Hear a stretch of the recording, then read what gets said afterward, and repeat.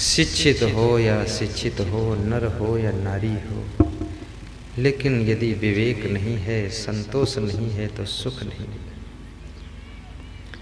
मैंने सुना है कि अमेरिका में एक सेठ रहता था। उसके 10 मकान थे और 7-7 मंजिल के ऊंचे मकान थे। सभी मकान किराए पर चलते थे। स्वयं एक लकड़ी के खोखा में रहता था और मकान सब किराए से चलते। किराया खूब आता था, पैसा बरस रहा था आंगन में। कोई महात्मा घूमते घूमते उस सेठ के पास गए और बोले कि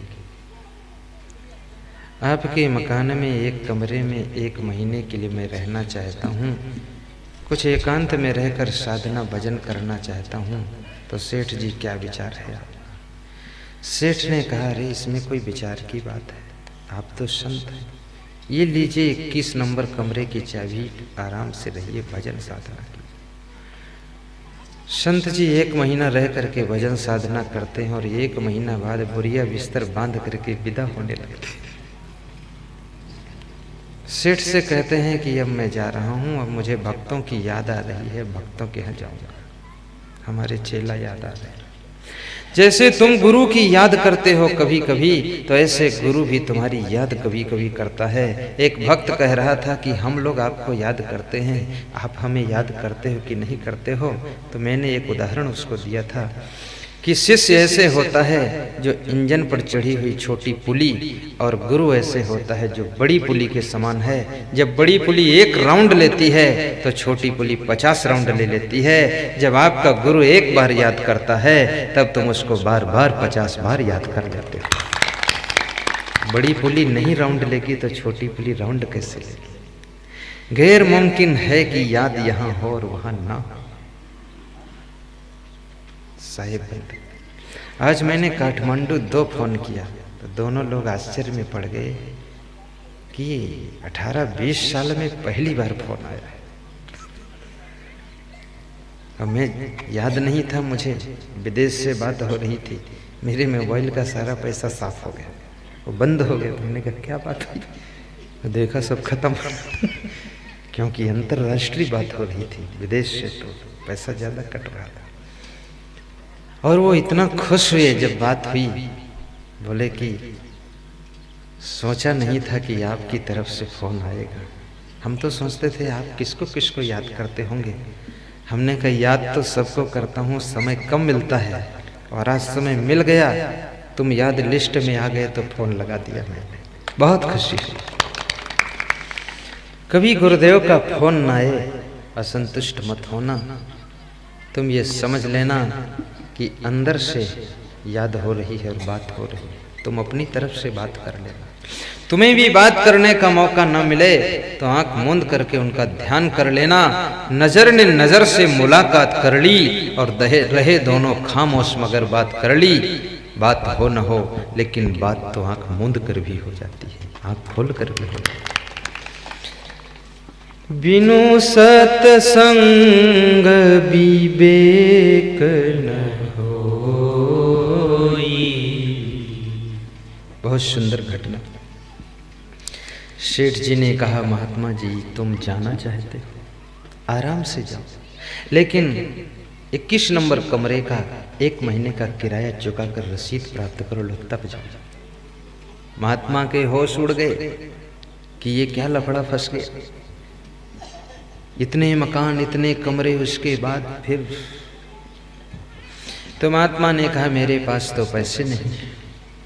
बोले पैसे नहीं तो आप कमरे में रहे क्यों? बोले मैं तो समझता था आपके पास इतने ज़्यादा कमरे हैं तो एक कमरे में एक संत को 1 महीना भजन पूजन के लिए तो रख ही सकते हैं। बोले मैं ना साधु संत को मानता हूँ ना धर्म कर्म मानता हूँ। अरे छोड़ो बात, मैं अपने को नहीं मानता हूँ, मैं तो लकड़ी के ठेला में रहता हूँ, खोखा में रहता हूँ, इसलिए कि मैं अगर कमरे में रहूँगा तो किराया कौन देगा? मैं इतना किराया वसूल करने वाला आदमी हूँ, स्वयं को भी छोड़ता नहीं, तुमको कैसे छोड़ दूँ? महात्मा ने सोचा कि आज जड़जीव से पाला पड़ गया है। कभी कभी ऐसे लोगों से पाला पड़ता है कि बहुत मुश्किल पैदा हो जाती है, बहुत अजीब लोगों से पाला पड़ता है। लेकिन महात्मा ने विचार किया, समझाया, पर वो समझा नहीं। कहते हैं कुछ लोग ऐसे होते हैं जो समझाने से भी नहीं समझते। तब क्या करोगे? तब क्या करोगे? नहीं, कोई संदेह मत करना, वो पढ़ने वाला सच मत, इसलिए तुम्हारा मुंह नहीं दिखता था साहब। अब ये दूरदृष्टि का चश्मा लगा रहा हूँ, आपके मुंह सब दुगने बड़े बड़े दिखाई देंगे। ये स्पेशल इसीलिए है, अब बिल्कुल साफ पीछे वाले भी दिख रहे। क्योंकि हमको अगर तुम दिखाई ना दो तो हमारे अंदर उत्साह कमजोर हो जाता है, और तुमको हम न दिखाई दें तो तुम्हारे अंदर भी उत्साह कम हो जाता है। इसलिए दोनों को दिखना चाहिए थोड़ा थोड़ा। शाही बंदे तो जब सेठ नहीं माना, 4 प्रकार के लोग संसार में होते हैं। एक तो दानी होते हैं, जिनका मन दान करने के लिए उत्सुक रहता है कि कहीं दान करूं, कहीं दान करूं। एक सज्जन मुझे राजिम कुंभ मेला में मिले, बोले 100 करोड़ दान करना है, कहाँ दान करूं तुम बता दो। तो हमने कहा 50 करोड़ की जगह हम बता देंगे और बाकी तुम ढूंढ लेना। अरे बोले किसी गांव को गोद ले लेता हूँ, सबके मकान तोड़ के बना देता हूँ, पानी वानी, टंकी, लेटरिन, बाथरूम। तो हमने कहा ठीक बात है, बात हुई है, अब कभी फिर बात करेंगे। तो छत्तीसगढ़ का कोई गांव गोद करा देंगे, छत्तीसगढ़ में ही काम करवाना है। और विदेशों से कांटेक्ट हो जाएगा तो न जाने कितने लोग ऐसे मिलेंगे, कितने गांव गोद ले लेंगे। किसी के एक पुत्र को गोद लेना अलग बात है, लेकिन पूरे गांव को गोद लेना बहुत बड़ी बात है। जब कहते हैं कि प्रेम का स्वरूप विराट हो जाता है, पूरा संसार ही अपना पुत्र के रूप में दिखाई देने लगता है। और प्रेम का स्वरूप जब संकुचित हो जाता है तो मोह का रूप ले लेता है, तो केवल अपना पुत्र ही पुत्र के रूप में दिखता है, बाकी ज्यादातर तो शत्रु ही दिखाई देने लगते। और जब मनुष्य के अंदर ज्यादा संकुचित भावना पैदा हो जाती है तो पुत्र भी शत्रु के रूप में दिखाई देने लगता है, मन बिगड़ता है। तो भाइयों और बहनों, एक तो दानी, दूसरे उदार। उदार वह लोग हैं जो स्वयं खाते हैं और दूसरों को भी खिलाते हैं, ख्याल रखते हैं। तीसरे कंजूस, स्वयं तो थोड़ा बहुत सड़ी गली सब्जी खा लेते हैं लेकिन दूसरे के लिए कुछ नहीं। और चौथा होता है मक्खी चूस, वो न स्वयं खाता है न दूसरे खिलाता है। मक्खी चूस कैसा होता है? एक हलवाई शक्कर का जलाव बना रहा था जलेबी बनाने के लिए, उसमें एक मक्खी उड़कर आई, गिर गई। उसने मक्खी को पकड़कर निकाला, विचार किया कि मक्खी को अगर फेंक देता हूँ तो इसके शरीर में जो शक्कर लग गई वो बेकार हो जाएगी। तो मच्छी का मूड़ पकड़कर चूस लिया, तब से नाम उसका मक्खी चूस पड़ा। मैं निवेदन करूंगा मक्खी चूस कभी मत बनना, बहुत गंदा काम है ना मक्खी चूसना। और कंजूस भी मत बनना, क्योंकि जो कमाया है साथ तो जाएगा नहीं, रह तो यहीं जाएगा। तो अच्छे कार्य में थोड़ा लगाया भी जाए। प्राचीन समय में जो राजे महाराजे होते थे वो सर्वमेध यज्ञ किया करते थे। वृद्धावस्था जब होती थी तब सर्वमेध यज्ञ करते थे। तो अपने कुटुंबियों को बुलाते थे, परिवार को बुलाते थे, साधु संतों को बुलाते थे, ब्राह्मणों को बुलाते थे, सत्संग समागम करते थे, यज्ञ करते थे, भंडारा करते थे, सबको भोजन कराते थे। क्षेत्रवासियों को भी भोजन, खीर पूड़ी चलता था। 7 दिन समागम होता था। कुछ अंश पुत्रों को दे देते थे, कुछ अपनी बेटियों को, कुछ दामादों को, कुछ किसी को, कुछ किसी को, कुछ ग्रामवासियों को, और बाकी जो है सब गरीबों की लिस्ट बनाकर उनको दान करते थे, संतों को दान करते थे। उसका नाम सर्वमेध यज्ञ होता था। आज तो सर्वमेध यज्ञ समाप्त हो चुका है। अब तो यज्ञ कौन होता है? बस 108 कुंडी यज्ञ है, उसमें बस ओम नाम था गणपति गंगवा। मैं भी यज्ञ करता हूँ लेकिन मेरा यज्ञ कुछ अलग ढंग का है। ओम नाम था गणपति गंगवा, हरे नाम था महे प्रिय नाम था महेश नाम ने बीड़ी सिगरेट स्वाहा। हम तो बीड़ी सिगरेट स्वाहा करा देते, मांस मछली स्वाहा करा देते कि सब बुराइयों को भस्म कर दो। ये सबसे बड़ा यज्ञ। श्री कृष्ण से अर्जुन ने पूछा कि दुनिया में सबसे श्रेष्ठ और बड़ा यज्ञ कौन है? कृष्ण कहते हैं कि श्रेयान द्रव्यम यात यज्ञात ज्ञान यज्ञ परम तप। सर्वं कर्माखिलं पार्थ ज्ञानी परिसमाप्यते तत्विधि प्रणिपातेन परिप्रश्नेन सेवया उपदेश्यन्ते ज्ञानं ज्ञानिनः तत्त्वदर्शिनः श्रद्धवा लभते ज्ञानं तत्परः संयतेन्द्रियः ज्ञानं लब्ध्वा परां शान्तिम् अचिरेण अधिगच्छति नहि ज्ञानेन सदृशं पवित्रं हि विद्यते तत्स्वयं योग संसिद्धा काले नात्मनि बिन्दति यथा एधांसी समिद्धोग्नि भस्मसात कुरुते अर्जुन ज्ञानाग्नि सर्व कर्माणि भस्मसात कुरुते तथा। श्री कृष्ण कहते हैं कि हे अर्जुन, समस्त द्रव्य में यज्ञों में ज्ञान यज्ञ सर्वश्रेष्ठ यज्ञ है, क्योंकि ज्ञान यज्ञ में समस्त यावन मात्र कर्म समाप्त हो जाते हैं और जीव कर्म के बंधनों से छुटकारा पा जाता है और उसको मोक्ष गति प्राप्त हो जाती है। इसलिए ज्ञान यज्ञ सर्वश्रेष्ठ यज्ञ होता है जो कि सत्संग के माध्यम से संपन्न होता है।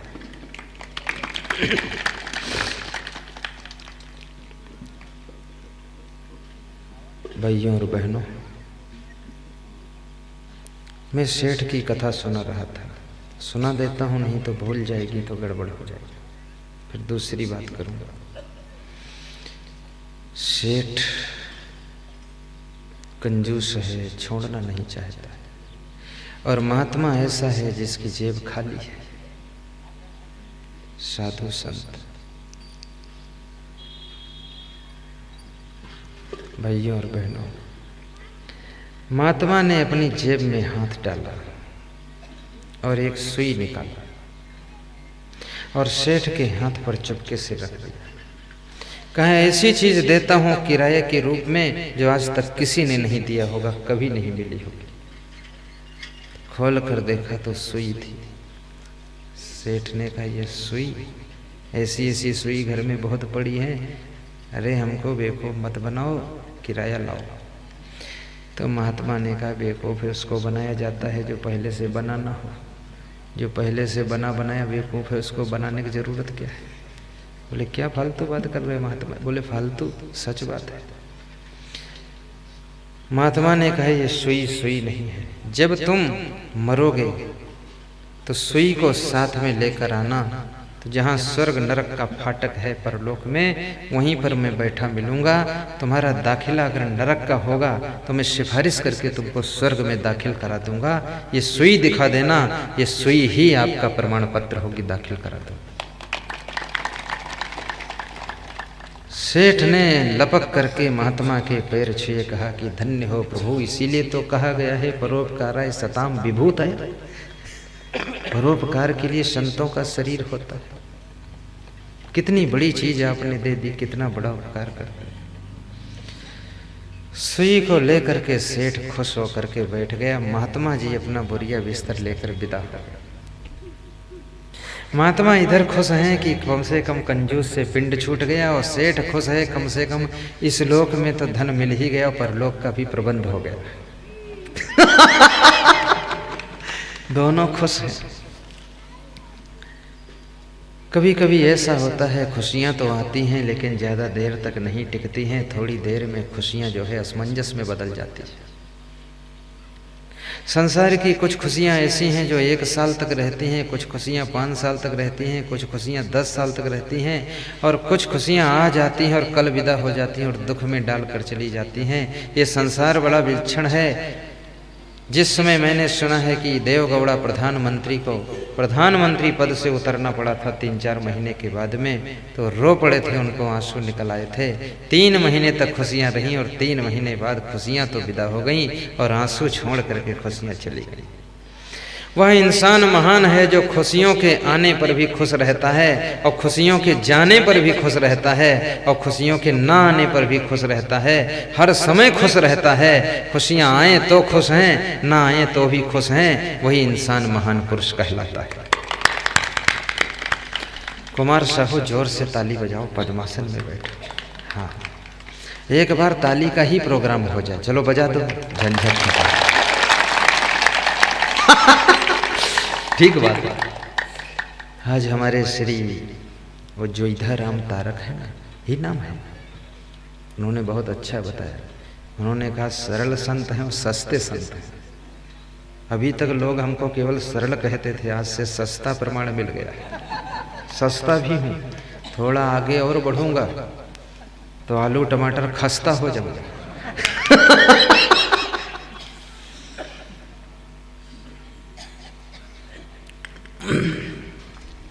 और उन्होंने सस्ता की परिभाषा भी बताया है। वास्तव में सस्ता है, क्योंकि हम जैसा प्रवचन करने वाला संत 21,000 से कम दक्षिणा नहीं लेगा। सही बताता, 51,000 लेगा शहरों में। ऐसे ऐसे संत हैं जिनकी दक्षिणा फिक्स हो जाती पहले से 1,51,000, 2,51,000। मैं अभी फिक्स नहीं करता हूँ, क्योंकि अभी हमारा काम चल जाता है। जब नहीं चलेगा तब देखेंगे फिर। लेकिन अभी तो ऐसे रहता है, सब जो भी श्रद्धा से लोग दे देते हैं, लेकिन कोई कम नहीं देता है, सब ठीक देते, श्रद्धा से देते, भाव से देते, प्रेम है। और मुझे ऐसा लगता है कि ऐसा सस्ता ही चलता रहेगा, मुझे लग रहा है। महंगा ना होने पाए तो अच्छी बात है, लेकिन पूरे देश में महंगाई बढ़ रही है तो हम क्या करेंगे। भक्त लोगों ने भी मेरी दक्षिणा बढ़ाई है। जो पहले 2 रुपये देते थे वो 5 देते हैं, जो 5 देते थे वो 10 देते हैं, 10 वाले 20 पर आ गए, 20 वाले 50 पर आ गए, 50 वाले 100 पर आ गए, और 100 वाले 500 पर आ गए, 500 वाले 1000 पर पहुंच गए। लोगों ने बढ़ा दिया, समझ गए कि ये महंगा है। जिस समय 11 रुपये लीटर डीजल मिलता था, तो कम पैसे में डीजल से हम आ जाते थे। अब डीजल महंगा हो गया तो भक्त लोग बढ़ा रहे। कमी तो आज तक हुई नहीं है। कुछ दूसरे पंथ के भक्तों ने मेरा प्रोग्राम लिया तो बोले, गुरुदेव आपकी दक्षिणा कितनी रहती है, उसको भी तय हो जाए तब ले चलेंगे आप। तो मैं मुस्कराया, हमने कहा कितना देना चाहते हो। बोले दूसरे पंडित कथाकार हम लाते हैं तो उनको हम 5100 दे देते हैं, लेकिन आप संत हैं, आप महान हैं, तो आपको कितना देना पड़ेगा। तो हमने कहा तुम कितना देना चाहते हो। बोले आप ही बताओ। तो हमने कहा आप ही बताओ। हमने सोचा वही कहें तो ठीक है। बोले हम नहीं बताइए, तुम्हें बताओ। तो हमने कहा देखो हम दक्षिणा नहीं बता पाएंगे, चलो ठीक जो दे देना। तो उन्होंने अपने ढंग से बहुत अच्छी दक्षिणा दिया। वो मैं तुमको भी नहीं बताऊंगा, क्योंकि बताऊंगा तो नत्थूलाल संकोच में पड़ जाएंगे। उनको देना है, पता नहीं कितनी देना चाहते हैं, तो वो सोचेंगे हमको इतनी देना पड़ेगा। लेकिन पूछ रहे थे, अन्य पंथ में संत आते हैं तो ज़्यादातर दक्षिणा फिक्स होती है। क्यों फिक्स होती है? क्योंकि कोई कोई भगत देते भी नहीं, तो इसलिए वो सोचते हैं कौन अंधेरे में काम रखे, साफ सुथरा रखो काम। तो महात्मा उधर खुश होकर के विदा हो गए हैं, और इधर सेठ बहुत खुश हैं कि परलोक का प्रबंध हो गया है। लेकिन घटना घट जाती है। सेठ जी मारे खुशी की वो सुई को लेकर के अपनी पत्नी सेठानी के पास जाते हैं। सेठानी पूछती हैं आज किस किस कमरे का किराया आया है। हिसाब किताब सेठानी लेती है, सेठानी ऑडिटर है। सेठ जी कहते हैं अमुक किराया आया, अमुक कमरे का आया, अमुक 21 नंबर कमरे का किराया नहीं, ऐसा कभी नहीं आया जो आया। बोले क्या आया? का महात्मा ने सुई दिया है। बोले सुई क्या क्या होगा? बोले सुई इसलिए दिया है कि जब हम तुम मरेंगे तो स्वर्ग नरक के फाटक पर महात्मा जी बैठे मिलेंगे, तो सुई हाथ में ले चलेंगे, उनको दिखा देंगे, तो नरक का दाखिला होगा तो भी स्वर्ग में प्रवेश करा देंगे। महात्मा जी ने बताया। तो सेठानी थोड़ा चतुर थी, उसने कहा एक बात सोचो, जब मरोगे तो शरीर तो यहीं रह जाएगा और हाथ भी यहीं रह जाएंगे, तो ये सुई साथ में कैसे जाएगी? अरे सेठ जी तुम रहे बेवकूफ़ के बेवकूफ़ ही। सेठ ने कहा अरे वो महात्मा भी बेवकूफ़ बता रहा था, तुम भी बेवकूफ़ बताते। क्या सचमुच बेवकूफ़ हूँ? अरे बोले बेवकूफ़ नहीं तो समझो ना, जब शरीर छूटेगा, मृत्यु होगी, शरीर यहाँ रह जाएगा, हाथ यहाँ रह जाएंगे, तो सुई साथ में कैसे जाएगी? सेठ ने कहा ये तो बात सही। अरे बोले पकड़ो महात्मा को, बड़ा चालबाज है, तुम्हें बेवकूफ़ बना कर चला गया। सेठ फिर बेतहासा दौड़े जोर से, ये महात्मा निकल गया होगा। महात्मा तो आराम से जा रहे थे, सोचते थे काम बन गया, अब झंझट खत्म हुआ, लेकिन वो पीछे झंझट फिर आ रहा। जोर से चिल्लाया सेठ, है साधु साधु साधु, महात्मा जी रुक जाओ रुक जाओ। तो महात्मा जी रुक गए। कुछ लोग चिल्लाते हैं ना जोर जोर से। महात्मा जी रुके,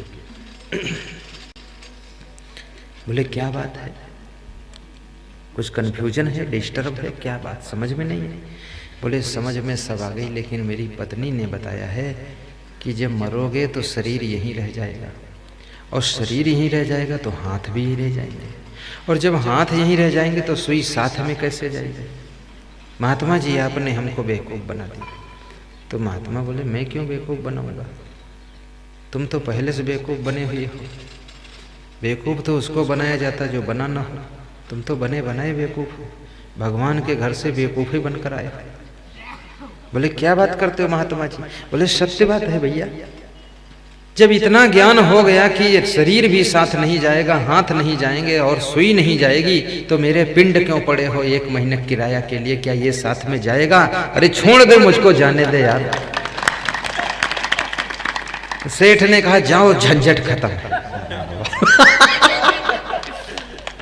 ज्ञान हो गया, साधु की संगत से एक झटके में भी ज्ञान हो जाता है।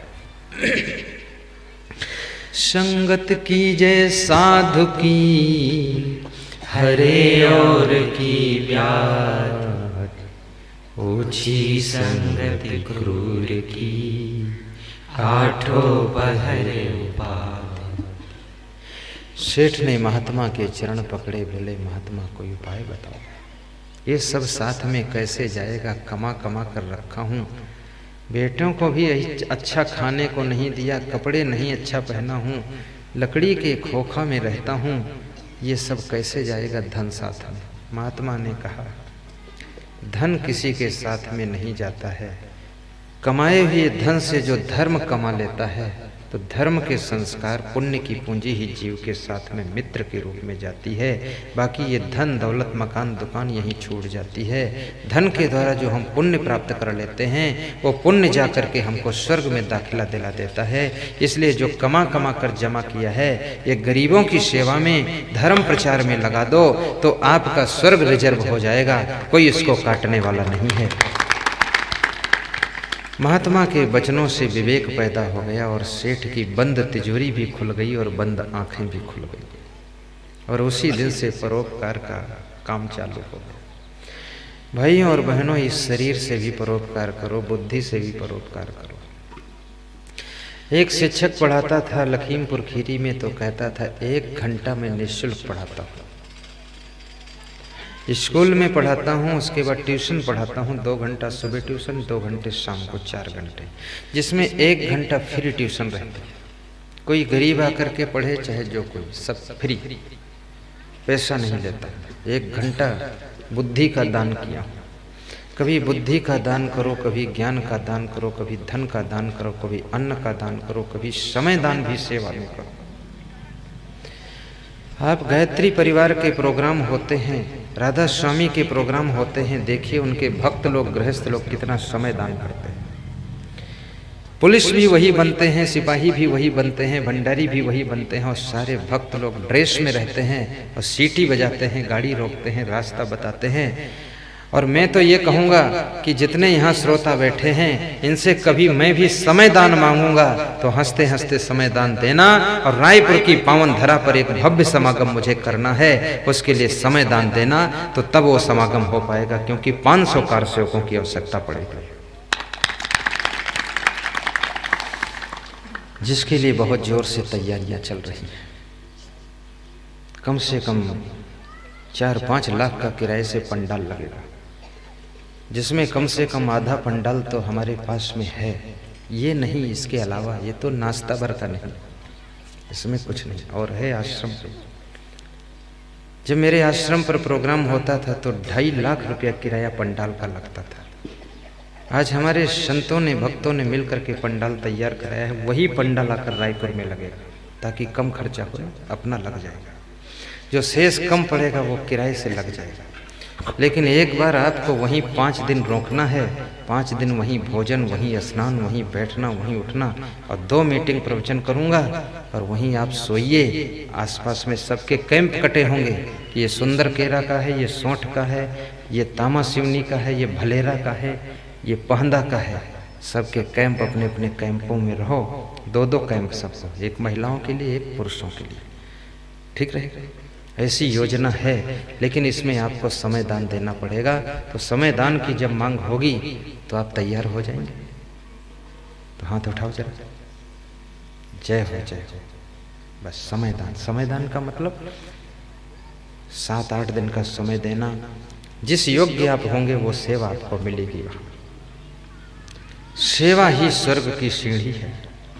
हमारे ध्यान में आकर, हमारे ध्यान में आकर प्रभु जी आँखों में बस जाना, प्रभु जी आँखों में बस जाना। हमारे ध्यान में आकर प्रभु जी आँखों में बस जाना, प्रभु जी आँखों में बस जाना, प्रभु जी आँखों में बस जाना। बहा दो प्रेम की सरिता दिलों में प्यार का सागर। घर घर के लिए, दुकान के लिए, ऑफिस के लिए, मंत्रालय के लिए, संत समाज के लिए और किसी भी संस्था के लिए ये शब्द बड़ा महत्वपूर्ण है कि बहा दो प्रेम की सरिता। उसी संस्था का विकास होता है, वही पार्टी ऊंचे नंबर पर जाती है जिसमें में आपस में एकता, सुमति और समता, प्रेम होता है। कई बार आपसी फूट के कारण पार्टियों का नुकसान हुआ है, कई बार घर की फूट के कारण घर सत्यानाश हुआ है, कई बार देखा जाता है संस्था में फूट पड़ गई तो संस्था में भी नुकसान हो जाता है। इसलिए कहते हैं फूट में लूट होती है। एक संत ने कहा है ककड़ी जब पक जाती है ना तो उसे भी कहते हैं फूट हो, ककड़ी पकती है हमारी यूपी की भाषा में। तो खेत में जब फूट पड़े तो कहते हैं पेट भर जाता है, यानी खेत में ककड़ी बोई गई और पक गई, वो फट जाती है ना ककड़ी, तो उसको कहते हैं फूट पड़ गई। खेत में फूट पड़े तो पेट भर जाता है और घर में फूट पड़े तो पेट फट जाता है, बर्बाद हो जाता है, सब नुकसान हो जाता है। इसलिए घर को फूट से बचाना, थोड़ी थोड़ी बात में विवाद मत करना, थोड़ा सहन कर लेना, गम खा लेना, एक दूसरे का ख्याल रखना और कभी कभी एक दूसरे की प्रशंसा भी करना। पति का धर्म है कम से कम महीने में 1-2 बार अपनी पत्नी की प्रशंसा करे। इतना तो उसे कहना ही चाहिए कि आप जो भोजन बनाती हो बहुत सुंदर भोजन है। कभी कभी इतना कह दो तुम झाड़ू भी बहुत अच्छा लगाती हो। कभी कभी इतना कह दो कि हमसे पहले जाग जाती हो, यही बहुत बड़ी बात है। तो रोज जागेगी तुमसे पहले, तुम आराम से सोते रहो, प्रशंसा कर दो। और कभी कभी उससे कहो कि जब से तुम मेरे घर में आई हो तो तुम नहीं आई हो बल्कि लक्ष्मी आई हो। हमारे घर में दिन दूना रात चौगुना बढ़ रहा है। इतनी शांति से बात करती हो, बिल्कुल लगता कोयल बोल रही है, भले वो कौवा बोल रहा हो। कहो थोड़ा ऐसा बोलना चाहिए ना, प्रशंसा से सुधार हो जाता है। और महीने में कम से कम 2-3 बार हर स्त्री को अपने घर के पुरुषों की, पतियों की प्रशंसा करनी चाहिए कि मेरा क्या सौभाग्य, मैं जहाँ कहती हूँ वहाँ आप मेरे साथ में चल देते हैं, ये कोई साधारण बात है। और मैं जो चाहती हूँ आप सामान खरीद कर ले आते हैं, ये बहुत अच्छी बात है।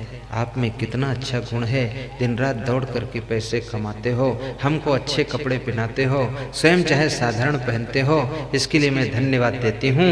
ऐसा पति थोड़े है, ये तो परमेश्वर ही मिला है तभी ऐसा हो रहा। ऐसी प्रशंसा करना तो तुम्हारा पति और दौड़ लगाएगा, मेहनत करेगा।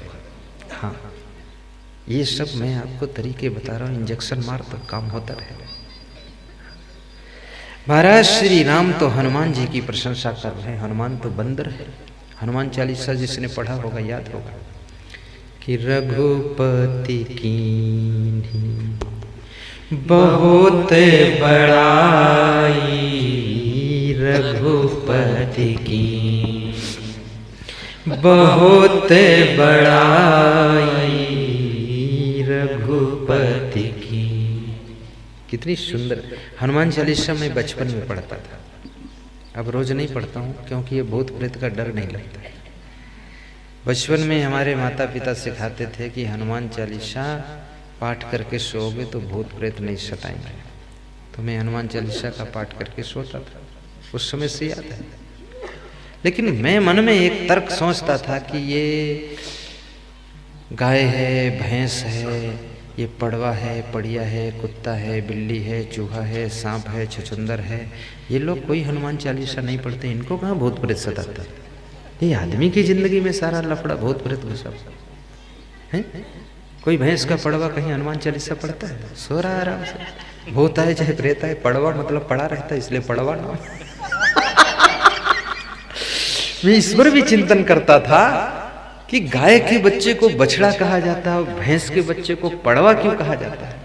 तो मेरे को याद आ गया उसका अर्थ कि पड़वा इसलिए कहा जाता है कि भैंस जब बच्चा देती है तो बच्चा वहीं पड़ा रहता है, हिलता डुलता नहीं है, इसलिए उसका नाम पड़वा है, क्योंकि पड़ा रहता है।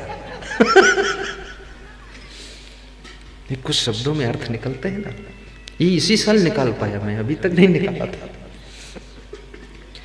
और मनुष्य के बच्चे में एक और विशेषता मैंने देखा। मनुष्य का बच्चा जब जन्म लेता है तो बहुत रोता है, लेकिन जानवर का बच्चा भी जन्म लेगा तो नहीं रोएगा, पंछी का बच्चा भी जन्म लेगा नहीं रोएगा, लेकिन मनुष्य का बच्चा जन्म लेता है तो रोता है। और जिसके जिंदगी की शुरुआत ही रोने से हुई है, उसकी जिंदगी को हंसी खुशी में बदलना एक कठिन साधना हो जाती है। भाइयों बहनों, रोने से ही जिंदगी शुरू हुई है, तो इस जिंदगी को हंसने में कैसे बदलोगे? और इस जिंदगी को अगर हंसी खुशी में बदलना है तो एक ही सहारा है, वो सत्संग है और विवेक है और गुरुदेव की कृपा है। इससे जिंदगी खुशियों में बीतती। सत्य बात है। पास पड़ोस ग्रामवासी भी हमको बुला के ले चलना, क्योंकि सस्ता और सरल। हाँ, क्या बात है, सच बात है। और सत्संग करना। आज हमारे श्री नथुलाल साहू कह रहे थे, गुरुदेव आपका सत्संग गांव-गांव में होना चाहिए, इससे परिवार में बड़ी शांति आ जाती है, आदमी जाग जाता है। इसलिए मैं केवल रामायण से सत्संग नहीं करता हूँ, केवल गीता से नहीं करता हूँ, केवल कहीं से नहीं करता हूँ। उठाता हूँ, कहीं की चौपाई लेता हूँ, कहीं का श्लोक लेता हूँ, कबीर की भी दोहे लेता हूँ, लेकिन उसके बाद में मैं अपना मटेरियल उसमें डालता हूँ, तब जाकर के आनंद आना शुरू हो जाता है। क्योंकि जिंदगी जीने के लिए हमको फार्मूले चाहिए। साखी और दोहा तो केवल आधार है, माध्यम है। जिंदगी कैसे जीना है ये सूत्र हमको देना है। इसलिए साखी, दोहा, चौपाई, श्लोक को मोड़ करके आपकी जिंदगी को सुधारने का काम करता हूँ। मैं आपको बता रहा था, उत्तिष्ठित जागृत प्राप्ति वरान्य निबोधत। कठोपनिषद के ऋषि ने कहा कि उठो, बहुत देर से तुम बैठे हो, किन किन आदतों के घोंसले में बैठ गए हो, उठ नहीं रहे हो। इस सब गंदी आदतों के घोंसलों को त्याग करके उठ जाओ यहाँ से। उत्तिष्ठित, जागृत और जागो। बहुत सो चुके हो, अब मत सोना। माया की नींद में, मोह की नींद में, धन की नींद में, जमीन की नींद में, परिवार की नींद में, शरीर की नींद में, मन की नींद में, वैभव की नींद में, प्रतिष्ठा की नींद में, पद की नींद में, इतनी नींदों में तुम सोए हो। हे इंसान, अब तुम जागो। ऋषि मुनि हमको जगाने का प्रयास करते हैं। कोई बीड़ी की नींद में सोया है, कोई ताश की नींद में सोया है। ताश खेल खेल करके लोग अपने समय का नाश कर रहे हैं। एक कागज के पत्ते एक दूसरे पर उठाकर पटकते पटकते जिंदगी भी पत्ते जैसी उड़ जाती है। पत्ता टूटा डार से ले गई पवन उड़ाए, कहें कबीर जो अब की बिछड़े बहुर मिलो कब आए। कोई तो जुआ की नींद में सोया है, कोई शराब की नींद में सोया है, परिवार में एक व्यक्ति शराब पीता है, उसके पीछे सारे लोग परेशान रहते हैं, दुखी रहते हैं। जो शराब पीता है वो तो नशे में रास्ते के किनारे पड़ा है, जो नहीं पीते हैं उसको रोज उठा करके लाद करके घसीटते हुए घर तक लाते हैं। रात में रोज उसकी सफाई करते हैं, गंदगी सब लगी हुई है, उल्टी पल्टी टट्टी सब लथपथ। पूरा नरक यही है, नरक और कहीं नहीं है। नीच कर्मों में ही नरक है भाई और बहनों, उच्च आचरण में ही स्वर्ग समाया हुआ है। उठो और जागो। एक जागरण है जो कि शरीर का जागरण है, वो सभी कर रहे हैं। शरीर का जागरण तो इतना हो चुका है कि बहुत लोगों को नींद ही नहीं आ रही है। कितने लोग शिकायत करते हैं कि रात भर लेटा रहता हूँ, नींद आती नहीं है, आँख खोले खोले देखता रहता हूँ, नींद ही नहीं आती। महाराज कोई उपाय बता दो।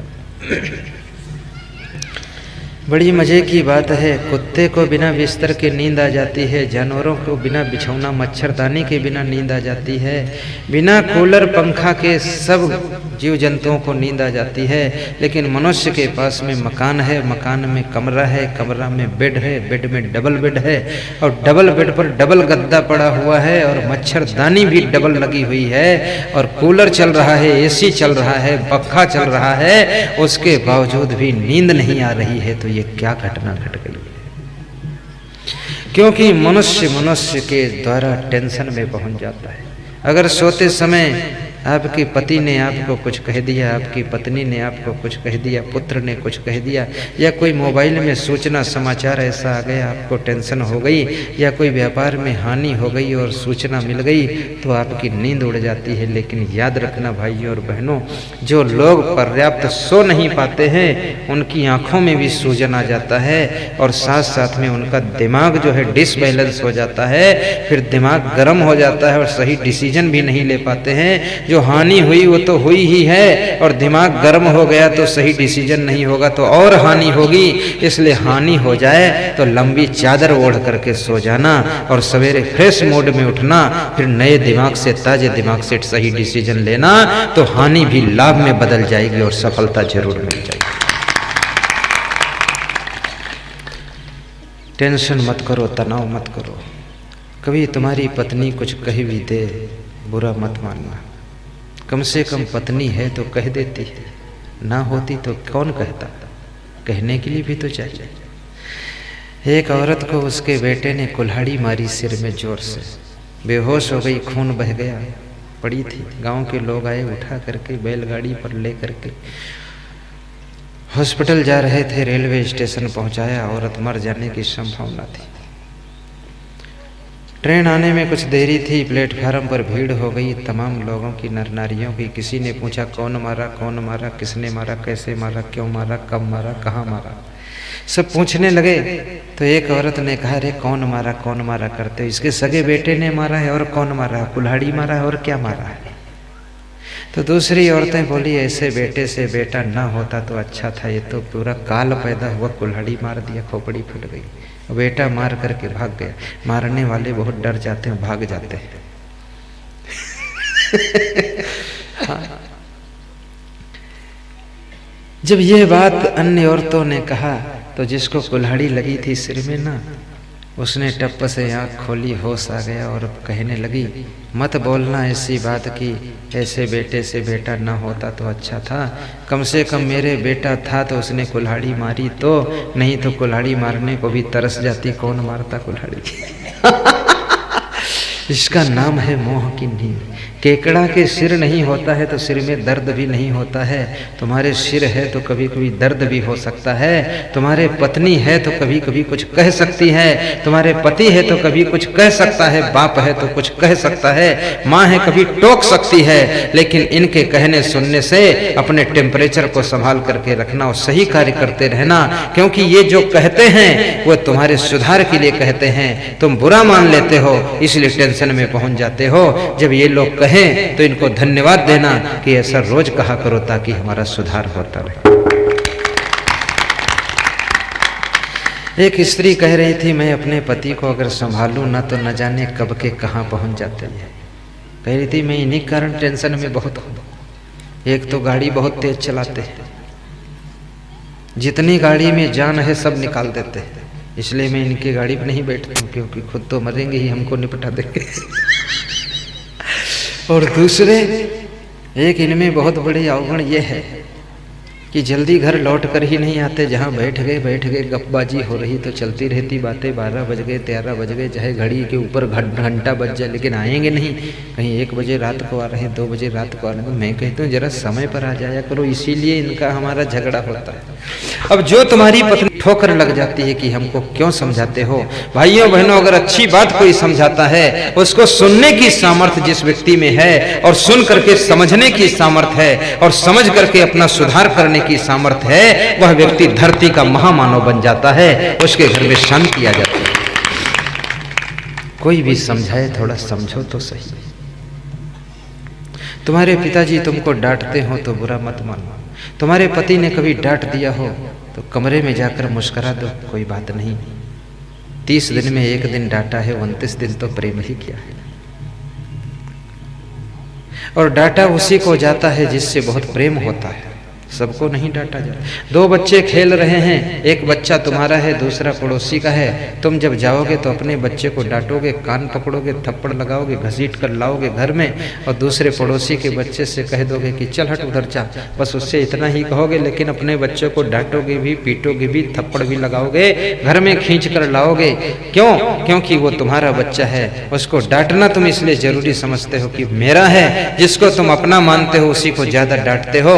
इसलिए तुमको कोई डांटे तो समझ लेना वो व्यक्ति तुमको अपना मानता है, इसलिए डांट रहा है। उसकी डांट को टॉनिक समझकर ग्रहण कर ले। और डांट के बिना सुरक्षा कहाँ है?